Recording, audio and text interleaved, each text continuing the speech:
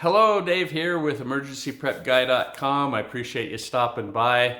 As always, if you get any benefit out of these videos, please don't forget to like the channel or subscribe to the channel, like the video, and hit the little bell so you'll be notified when we do future videos. We always really appreciate it when you guys do that because it really helps us grow our channel and get the word out. So that's my little plug. So we just moved. If you've been watching any other videos on this channel, you know that we just moved into a new home. We purchased a home, and I'm going to be building quail cage and chicken cages and stuff out in the backyard. So I got rid of most of my hatching time quail and chicken cages, or actually I got rid of all of them. The only thing that I really kept was the brooder boxes here behind me. And I'm going to go through in this video and just kind of walk you through the process of this hatch. We ended up with about a 50% hatch rate. I've had as high as 70, but anyway, this time it was about 50 or so. And so I'm going to kind of walk you through the process that I went through there, and then I'll show you these guys in the incubator and how easy it is or this isn't an incubator, this is a brooder box, how easy this is to take care of them. It's a controlled temperature. Anyway, I'll get to that in a minute, but I just love these things. Now, what I wanted to show you here is this is me opening the box. I ordered these eggs this time. Last time I ordered them from Kansas City Quail. This time I ordered them from Myshire Farms. They came packaged pretty much the same way. I think with both companies, as I was the first time I hatched them as well as this time, I had one egg that as I tried to remove it from the styrofoam that was weak, that broke. That's common when you get eggs it's not super common, but it happens. And so I had set these eggs out and let them adjust to room temperature for about 12 hours. That's one thing that you're supposed to do before you put them in the incubator. You're also supposed to have the incubator getting up to temperature and humidity before you put the eggs in there. Obviously, it's going to drop a little temperature once you start opening it up to put the eggs in there, but they want you to get the incubator all warmed up. And I like to use a separate thermostat that I know is accurate, just to double check the accuracy of the incubator. This incubator I had to adjust a little high because it's a little bit cooler than what the incubator says that it is, just like a half a degree. So I raised it just a little bit. So there's the eggs. I got them all put in there, and we're getting ready to go. Okay, this is me coming back to check on it a couple of days later. You can see the humidity, it's a little high. You want it between in the 40s and 50s. And the temperature, though, was just about perfect. The egg turner was turning. You just want to check on these. A lot of times the humidity will be down, and before lockdown, you can open it up and add water. Now here, I'm showing you how I keep track of things. I write the start date, lockdown date, and the expected hatch date. Then I post it right there on the incubator. This is June 5th. You can see I've got it as full as I can with water under the eggs, and I took the eggs out of the egg turner. You want to fill it up as full as you can, because once you lock it down, you can't open it up until at least 48 hours after the first chick hatches.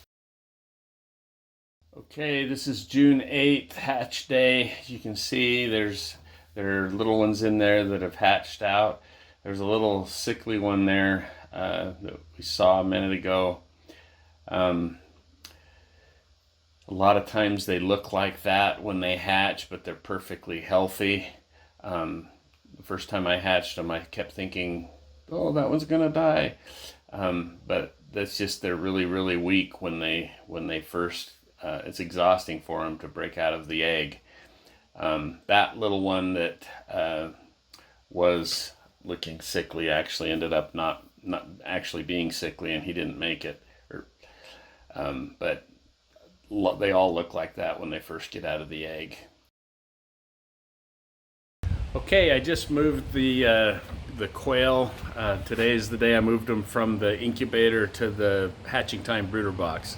So I want to show you this here. I just love these brooder boxes. I sold all the cages. I don't have cages any more for the quail because I'm going to build outside quail cages and or for partridges or for chickens. But I do still want to use these incubators. So I'll just show you these little guys in here.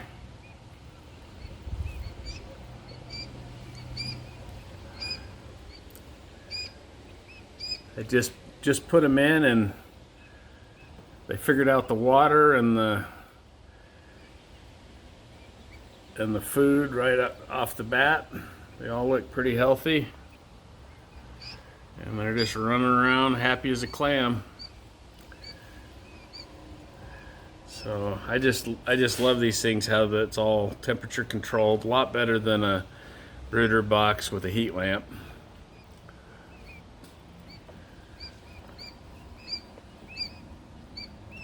Okay, I just want to show you really quick why I like these brooder boxes, these hatching time brooder boxes so well, and I'll show you how easy they are to change.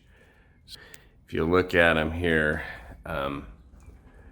the quail that are in there, you can see it, I have paper towels down on the mats. When they're little, you have mats down, but I like putting paper towels on top of the mats, and it just makes it really easy to clean for them. They're getting about to the point that I'm going to need to start doing what you're going to see me do twice a day instead of once a day. I've been doing it once a day, so, but they're getting big enough. I'm going to have to start doing a little more often than that. So what I do, it's really simple. I just reach in. Normally I have gloves when I'm doing this. At least when I pull the paper towels out, I have gloves on.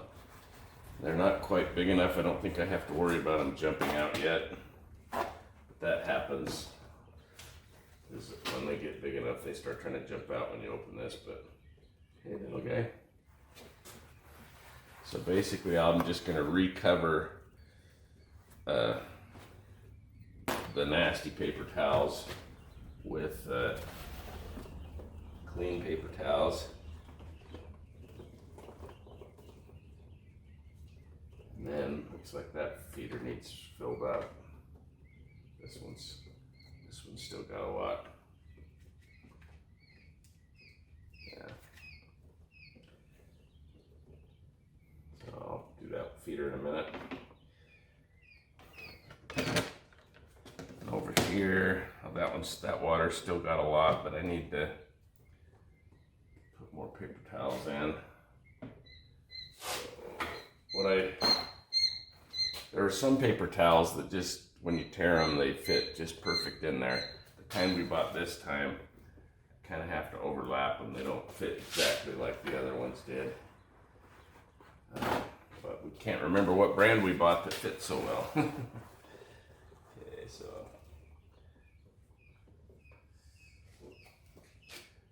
put the water back in. That water's still pretty full.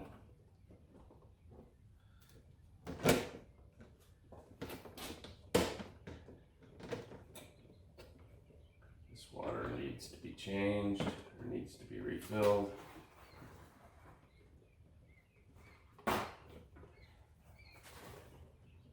These guys. Oh. Yeah.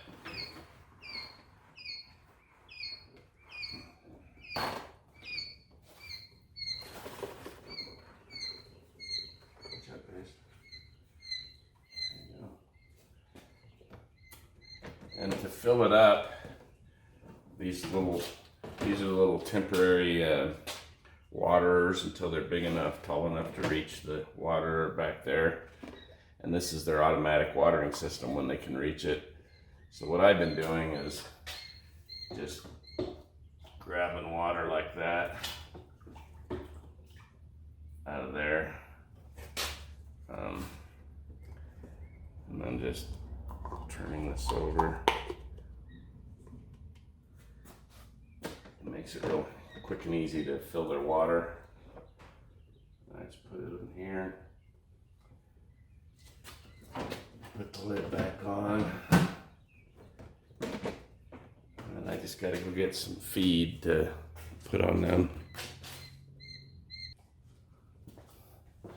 Okay, I've got this feeder all filled back up.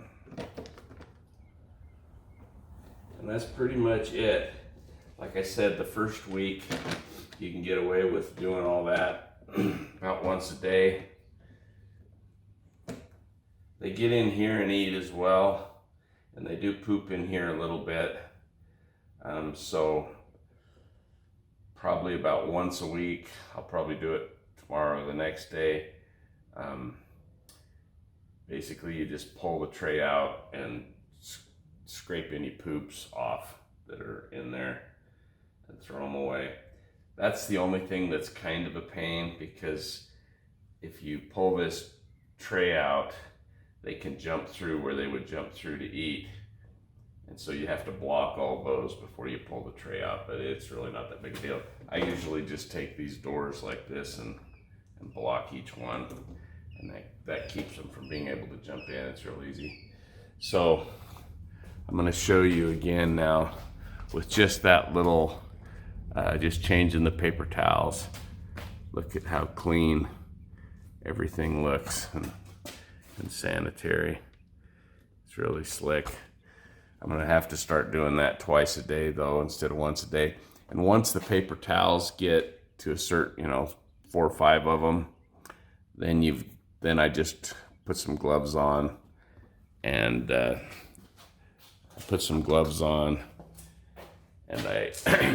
just roll them up and throw them in the trash. It's really just that simple.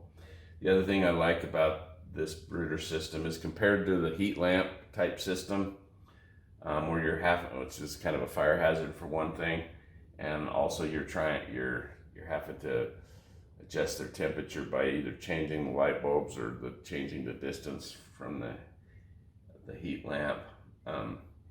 There's just a knob here. I'll show you right here where I adjust the temperature, and then I just gradually, so the second week as they start getting feathers, I'll just gradually turn it down just like a degree, just ever so slightly. And then as it get towards the end of the second week, then I'll start turning it down just a little bit faster, so that by the end of the second week, they're down to about, 70 degrees or whatever. And and by the end of the first week, by the end of the second week in the summertime, you can usually have them, they're usually feathered out enough to where you can completely wean them off of the heat altogether. So the other thing you can kind of watch is, if they get too hot, they tend to jump out in here and sit on the feeder, or spend most of their time down in this end, because the heat source is in these two. And so you can kind of tell how they're doing on temperature by that as well. So that's it. I just wanted to show you that. Okay, well, that was pretty much it. I hope this was interesting to you. Appreciate you watching the video all the way to the end, and we'll talk to you in the next video. Thanks. Bye.